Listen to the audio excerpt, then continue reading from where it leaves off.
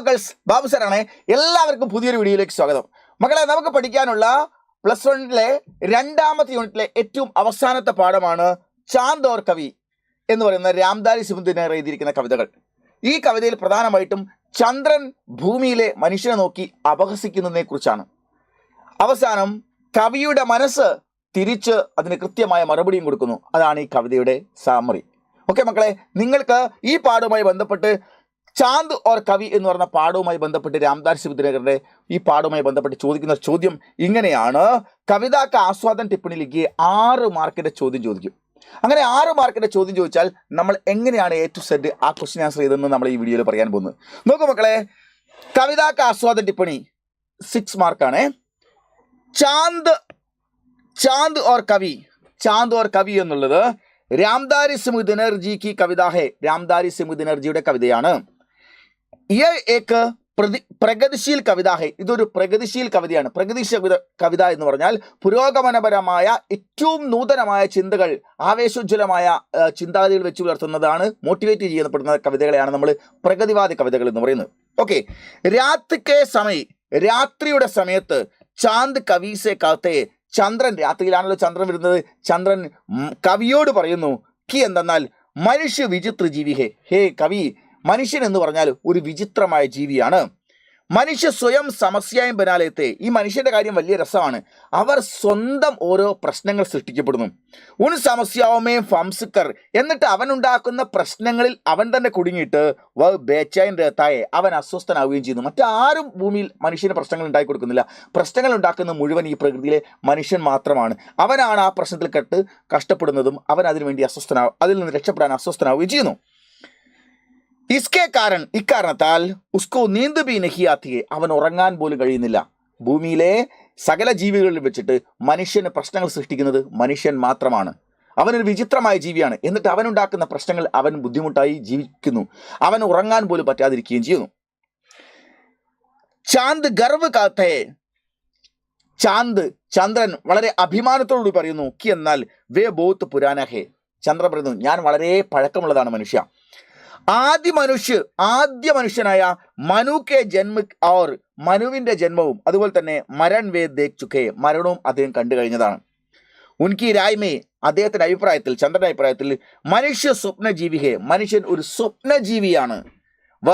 പാഗൽ കാസ, അവനൊരു ഭ്രാന്തനെ പോലെ ജീവൻ ബിത്താരഹ ഹേ, തന്റെ ജീവിതം കഴിച്ചു കൂട്ടിയാണ് ചെയ്യുന്നത്. എന്നിട്ട് പറയുന്നു ചാന്ദ് കി രായ്മേ, ചാന്ദിന്റെ അഭിപ്രായത്തിൽ, ചന്ദ്രന്റെ അഭിപ്രായത്തിൽ മനുഷ്യക്കാ സ്വപ്ന, മനുഷ്യന്റെ സ്വപ്നം എങ്ങനെയുള്ളതാണ്? പാനി കെ ബുൾബുൾ കെ സമാൻ ഹേ, വെള്ളത്തിലെ കുമിളകൾ പോലെയാണ് അവന്റെ സ്വപ്നങ്ങൾ. അവൻ ആജ് ബൻതാ ഹേ, ആ സ്വപ്നങ്ങൾ ഇന്നുണ്ടാവുന്നു. ഓർ കൽ ഫൂട്ട് ജാത്തേ, നാളെ പൊട്ടിപ്പോകുന്നു. എന്ന് പറഞ്ഞാൽ വെള്ളത്തിലെ കുമിളകൾക്ക് ദീർഘായുസില്ല, അത് പെട്ടെന്ന് ഉണ്ടാവുന്നു, പെട്ടെന്ന് പൊട്ടിപ്പോകുന്നു. അതുപോലെ മനുഷ്യൻ അവന്റെ സ്വപ്നങ്ങൾ മാക്സിമം ഒരു ദിവസം ഇന്ന് ചിന്തിക്കുന്നു, നാളെ സ്വപ്നങ്ങളൊക്കെ തകർന്നു പോവുകയും ചെയ്യുന്നു. ബുൾബുളോം സേ ഖേൽക്കർ, വെള്ളത്തുള്ളികളോട് കളിച്ചിട്ട്, അതായത് വെള്ളത്തുള്ളികൾക്ക് സമാനമായി ഇത്തരം സ്വപ്നങ്ങളോട് ഇടപഴകിയിട്ട് കവിത ലിഖനെ വാലെ മാനവ്, അതിൽ സ്വപ്നത്തിൽ മുഴുകിയിട്ട് കവിത എഴുതുന്ന മനുഷ്യൻ ചാന്ദ് അപഹാസ് കർത്തെ, ആ മാനവ് പർ, ഈ ചെറിയ വെള്ളക്കുമിളകൾ പോലുള്ള സ്വപ്നങ്ങൾ മുഴുകിയിട്ട് അതിൽ സ്വപ്നലോകം സൃഷ്ടിച്ച് അതിൽ കവിതകൾ എഴുതി ആനന്ദം കൊള്ളുന്ന കവിയെ നോക്കിയിട്ട് മനുഷ്യനെ നോക്കിയിട്ട് ചന്ദ്രൻ അഭാസ് കർത്തയെ പരിഹസിക്കുകയാണ് ചെയ്യുന്നത്. നിങ്ങൾ വല്ലാത്ത ജീവികളാണ്, നിങ്ങളുടെ സ്വപ്നങ്ങൾ ഇന്നുണ്ടാവുന്ന നാളെ പൊട്ടിപ്പോന്നു, അതിൽ നിങ്ങൾ സ്വപ്നലോകങ്ങൾ തന്നെ സൃഷ്ടിക്കുന്നു, എന്നിട്ട് മനോഹരമായ കവിതകൾ എഴുതുന്നു. നിങ്ങളെ നോക്കി അപഹസിക്കുകയല്ലാതെ എന്ത് ചെയ്യാൻ കഴിയും എനിക്ക് എന്ന് ചന്ദ്രൻ ഭൂമിയിലെ മനുഷ്യരോട് അഥവാ കവിയോട് ചോദിക്കുന്നു. ചാന്ദ് കി വാണി സുൻകർ, ഇനിയാണ് രസം. ചന്ദ്രന്റെ ഇത്തരം വാക്കുകൾ കേട്ടിട്ട് കവി ചുപ് രഹ, കവി ഒന്നും പ്രതികരിച്ചില്ല. ലേക്കിൻ എന്നാൽ ഉസ്ക കവി ക മൻ, കവിയുടെ മനസ്സ് ബോലുട, ഇങ്ങനെ പറയുന്നുണ്ടായിരുന്നു, അഥവാ രാഗിണി കവി മനസ്സ് പറയുന്നുണ്ടായിരുന്നു. വ കേവൽ സ്വപ്നക്കോ, അവൻ കേവല സ്വപ്നത്തെ സച്ച് മാനേ വാല നഹി, സ്വപ്നത്തെ സത്യമെന്ന് മനസ്സിലാക്കുന്നവൻ മാത്രമല്ല, അവൻ അപ്പനെ സ്വപ്നോക്കോ, അവൻ തൻ്റെ സ്വപ്നത്തെ അതാണ് സത്യമെന്ന് പറഞ്ഞ് മനസ്സിലാക്കി അവിടെ നിൽക്കുന്നവനല്ല. അവൻ എന്ത് ചെയ്യുന്നു?